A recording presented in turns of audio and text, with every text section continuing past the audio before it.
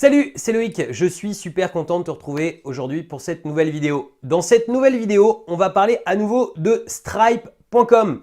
Alors Stripe, c'est un outil que je t'ai présenté la fois d'avant. Si tu l'as pas encore vu, je t'invite à aller regarder la vidéo de Stripe parce que c'est vraiment un outil important à savoir maîtriser quand tu fais de la location de courte durée. Et en plus, c'est un outil qui coûte très peu puisque tu n'as même pas de frais de TPE virtuel comme sur la plupart des autres à 10 euros ou 20 euros par mois. Là, tu n'as pas de frais, tu n'as que des frais sur tes encaissements et ces frais sur ces encaissements sont parmi les moins chers du net. Les deux problématiques que j'avais par rapport à Stripe, c'était la première chose, de ne pas être obligé de sortir mon informatique à chaque fois que j'utilise Stripe. Eh bien, c'était quand même quelque chose qui me prenait un peu la tête d'être obligé d'ouvrir le site web, machin, etc. à chaque fois.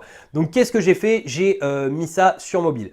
La deuxième raison aussi, c'est que en fait, je sais pas si tu fais du Expedia ou si tu fais du Abritel, mais il y a un problème avec ces sites, c'est que l'ensemble des prestations sont pas gérées par le site ou par toi et que tu peux te retrouver dans des situations où tu es obligé de prendre la carte bancaire du client au moment où il arrive dans ta location. Sauf que si tu gères pas les check-in, tu fais comment? Eh ben, tout simplement, tu utilises une appli et tu délègues en fait Stripe à ton prestataire.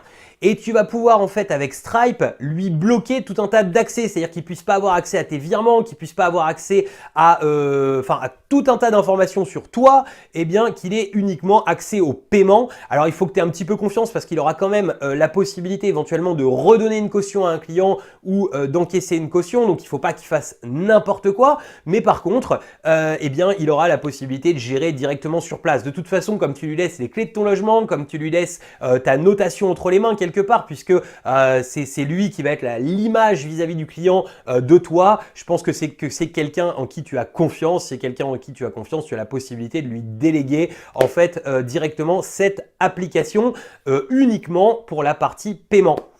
Alors, pour gérer Stripe de cette manière-là, il y a 3 solutions.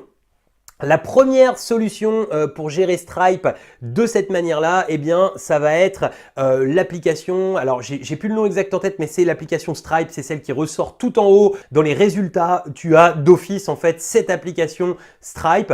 Elle n'appartient pas à Stripe, il faut le savoir, puisque Stripe en fait n'a qu'une seule appli mobile qui est Stripe Dashboard, qui te permet juste de suivre tes paiements, de suivre ton interface, mais qui ne te permet pas de réaliser des encaissements. Et donc l'application dont je parlais va te coûter 1% de frais supplémentaires, mais va pouvoir uniquement servir à gérer des paiements. Tu as une deuxième application qui est Control. Cette application, elle va te permettre de pouvoir gérer, alors là vraiment, de A à Z ton Stripe comme si tu étais derrière. En fait, elle est capable de gérer un PayPal et un Stripe. Comment ça va se passer? En fait, tout simplement, sur cette appli, ils ont rajouté un bouton qui est magique comparé à l'appli principale que tout le monde télécharge. C'est que tu as la possibilité de décocher Capture this charge. C'est ce qu'on avait déjà vu dans la vidéo, tu sais, sur Stripe, sur leur interface. Tu pouvais décocher Capture this charge. Et donc, ça, le fait de décocher Capture this charge, ça permet d'être complètement tranquille vis-à-vis des cautions puisque tu vas pouvoir encaisser directement les cautions depuis cette appli. Le problème, et moi, mon problème principal que ça me posait, c'est que je ne pouvais pas en fait déléguer cet outil. Pourquoi? Parce que cet outil, il est payant. Il vaut 9,99 $ par mois. Donc pour 9,99 $, si j'avais été seul à gérer, aucun problème, j'aurais pu les payer et puis ça me simplifiait la vie. Mais le problème, c'est que en ayant plusieurs prestataires qui interviennent dans mes logements, eh bien, je ne pouvais pas du tout leur demander à tous d'installer cette application dans leur mobile et de payer 9,99 $. Je pouvais même pas, enfin, c'était même pas valable de leur financer ces 9,99 $ à chacun. Donc, comment est-ce que j'ai fait? J'ai utilisé la troisième solution. La troisième solution, c'est tout simplement de passer par le site de Stripe directement sur le mobile. Sauf que passer par le site de Stripe directement sur le mobile, à la base, c'est une galère. Pourquoi? Parce qu'il faut ouvrir l'internet, il faut aller se connecter en tout petit, en ouvrant en gros, etc. Et ça, c'est pas possible dans ma manière, moi, de voir la gestion au quotidien des paiements de notre location de courte durée. On peut pas le faire de cette manière-là. Donc comment on fait? Eh bien, tu as en fait que tu sois sur Android ou que tu sois directement sur iPhone, eh bien, tu as la possibilité de pouvoir assigner une page internet directement comme une appli sur ton bureau. C'est-à-dire que tu as un petit bouton dans ta navigation internet à cliquer de façon à pouvoir basculer en fait l'écran, la page web directement comme une appli. Ça apparaît dans un petit carré comme une appli. Et donc, moi, j'ai rajouté ça en fait tout simplement dans les mobiles des personnes qui gèrent mes locations. J'ai rajouté ça dans mon mobile et au moment où j'ai besoin d'aller sur Stripe, eh bien, je clique sur cette appli Stripe qui en fait n'en est pas une puisque ça ouvre le navigateur internet et ça ouvre la page de Stripe.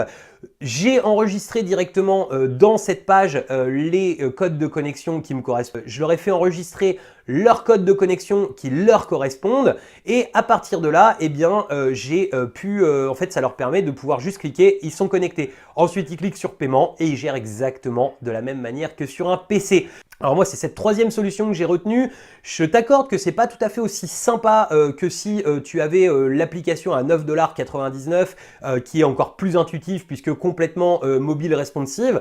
Mais je peux te dire que ça va relativement vite quand on a pris l'habitude. C'est relativement simple à utiliser quand on a mis directement le raccourci en fait sur le bureau, sur l'écran d'accueil de son mobile et ça permet surtout d'éviter les frais supplémentaires, d'éviter les abonnements, etc. Voilà, donc écoute, c'était la manière de gérer Stripe via les applis. J'espère que cette vidéo t'a plu. Si elle t'a plu, tu mets le petit pouce bleu. Si tu l'as détesté, tu mets le pouce rouge. Et puis, je t'invite à me mettre dans les commentaires comment toi tu gères quand les cautions, il faut les gérer sur place directement, etc. Si tu as un prestataire, si tu as, voilà, comment tu fais au quotidien, si tu as des meilleures solutions, n'hésite pas. Mais moi, c'est vraiment la solution que j'ai testée. J'en ai testé plein, mais celle qui m'a permis de gagner le plus de temps et de m'ennuyer le moins. Voilà, écoute, il me reste plus qu'à te mettre dans l'écran de fin le lien vers le guide de l'investissement qui est 100% gratuit. Hein, c'est un guide de 40 pages qui te permet de pouvoir vraiment démarrer sereinement tes investissements locatifs et devenir indépendant financièrement avec les investissements locatifs. Et je te mets aussi le lien vers mon nouvel investissement. C'est l'appartement que je t'ai détaillé de A à Z. Je te dis à très bientôt pour une nouvelle vidéo. Ciao!